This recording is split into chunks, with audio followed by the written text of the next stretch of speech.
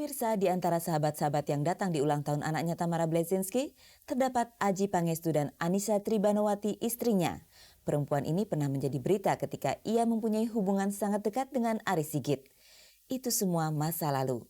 Kini, Annisa sudah menjadi istri yang perkawinannya bahagia dengan Adjie Pangestu. Dalam kondisi sekarang inilah kehidupannya menjadi bertolak belakang dengan Arie yang istrinya baru saja meninggalkan penjara karena kasus narkoba.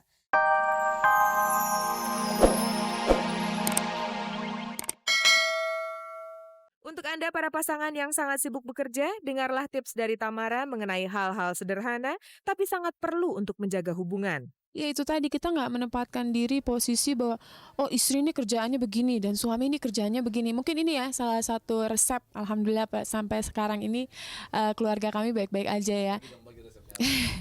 Itu karena ya seperti hal-hal kecil, kita kadang-kadang di kesibukan kita suka makan siang sama-sama, kita pergi ke restoran, istilahnya honeymoon berdua lah, romantis di satu restoran gitu lah. Di tengah-tengah jadwal kita, dan kita juga nggak pernah oh kamu kan suami tugas kamu begini, oh enggak, kita bagi dua-duaan. Dan menurut saya nonton di bioskop, nonton di rumah sambil nyewa laser, udah gitu makan pizza, itu adalah suatu hal yang mungkin kesannya kecil tapi sebenarnya sangat merupakan kemewahan bagi orang yang udah berumah tangga. Alangkah indahnya hidup ini bagi Tamara. Adakah ini berkebalikan dengan hidup Teresa Permata Bleszynsky, kakak kandungnya? Ya kalau setiap wanita ada ya niat untuk berumah tangga lagi. Tapi untuk sementara saya rasa saya sendiri aja dulu deh. Dengan saya main sinetron, ngurus anak. Ya sementara saya rasa lebih enak sendiri aja dulu. Itulah yang dialami Teresa pada setahun belakangan ini setelah perkawinannya pecah dengan Herman Saren Sudiro.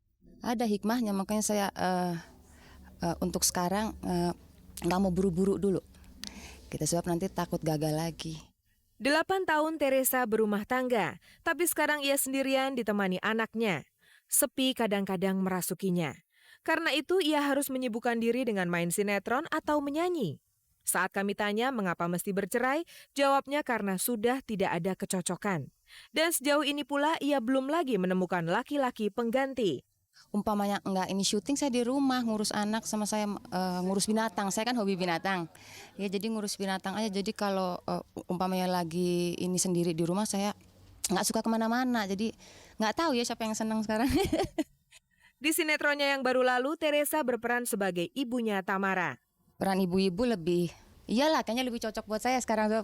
Saya udah jadi ibu kan. Teresa memang menyadari usianya. Itu sebabnya ia juga menimbang-nimbang apakah dirinya bisa menjadi penyanyi yang berhasil. Penyanyi kan biasa umur kali. Ya karena umur saya sudah di atas 30, jadi untuk jadi penyanyi kayaknya kurang sukses. Nah kalau main sinetron itu kan kita bisa peran jadi ibu. Jadi mau nenek-nenek pun masih bisa main sinetron. Jadi sekarang saya ini latihan acting, saya belajar acting gitu dari adik saya juga. Yang penting teruslah cari kesibukan. Itu akan membantu menghilangkan kesepian. Kalau main sinetron kan kita syutingnya dari pagi sampai malam. Kita berangkat jam 10, pulang sekitar 10 malaman gitu. Jadi udah sampai rumah udah capek. Nggak ini pikir mau cari suami lagi. Jadi sampai sekarang belum gitu loh. Untuk saya lebih enak ini main sinetron. Jadi cari kesibukan sendiri. Umpamanya lagi nggak ini syuting ya biasa saya sama anak-anak. Tapi tentunya kamu tidak bisa menolak kegelisahan yang tiba-tiba datang kan? Kami melihat kegelisahan itu ada di matamu. Iya sih, kalau muncul kegelisahan paling-paling saya saya di kamar, saya nangis, ini sebentar saya ngutarain, itu saya sholat, udah hilang.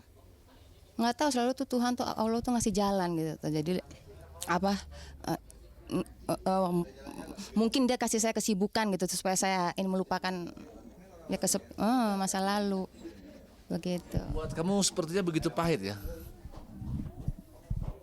Enggak juga Untuk aku ya kalau udah nggak cocok ya udah gitu, kita bisa baik-baik gitu aja. Orang kan hidup cuma sekali. Daripada kita berkeluarga dipaksain terus harus mau begitu kan, enggak ini. Teresa, seandainya suatu hari nanti hatimu mencair dan kamu butuh lagi laki-laki pendamping, macam apa sih orang yang kamu cari? Ya kalau bisa saya nggak mau yang udah ini ya beristri ya. Yang udah beristri gitu. Itu udah saya ini coba kan. Dan ya kurang srek lah, nggak pantas gitu sepertinya. Ya, sebenarnya saya menyakitkan yang lain, jadi saya juga sadar gitu ya.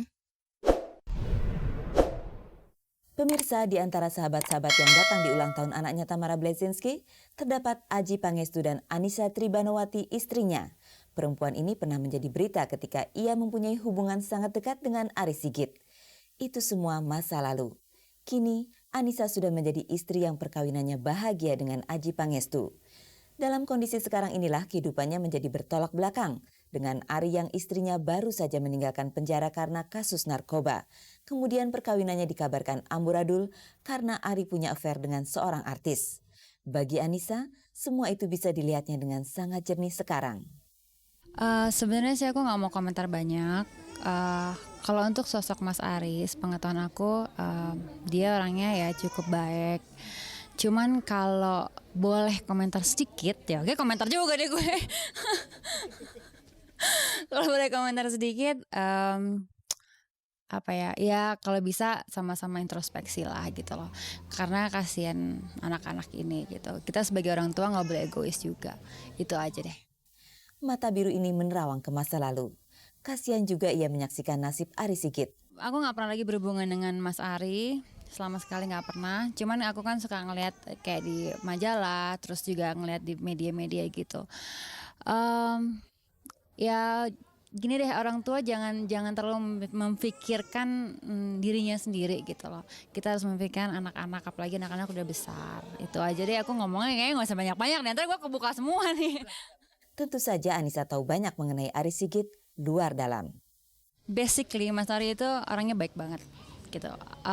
Mungkin lingkungannya yang bikin dia menjadi seperti itu gitu loh. Tapi kalau untuk romantis ya Mas Arie emang romantis. Dewasa ya Mas Arie dewasa, dan dia bisa bisa deket sama semuanya. Dari kalangan bawah sampai atas sampai manapun dia bisa gitu loh.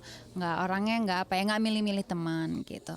Pemirsa, percayalah, Annisa adalah perempuan dewasa dalam berpikir dan mengendalikan emosinya. Pengalaman buruknya di masa lalu dengan Arie Sigit kini diteropongnya sebagai hikmah. Karena itu baginya sangat tidak bijaksana kalau ia membenci orang yang pernah dekat dengannya itu. Soalnya gini, kalau kita cari musuh itu sejam juga bisa, semenit bisa. Tapi kalau cari teman, cari sahabat itu susah banget.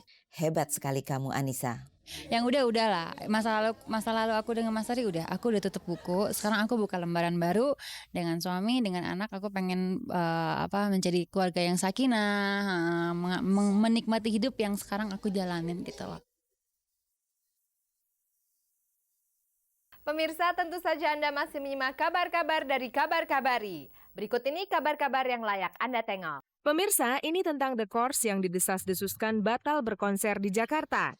Kabar burung yang mengecewakan itu akhirnya berubah menjadi kegembiraan ketika Adri Subono, sang promotor dari Java Musikindo, mengumumkan Selasa lalu grup musik 4 bersaudara dari Irlandia itu akan tampil di Jakarta Convention Center tanggal 27 Februari nanti. Kemarin itu hari Senin kami mendapatkan satu surat resmi dari The Course, dari manajemen The Course yang menyatakan bahwa mereka tetap akan mengadakan pertunjukan di Jakarta tanggal 27 Februari tahun 2001 jam 19.30 di JHCC.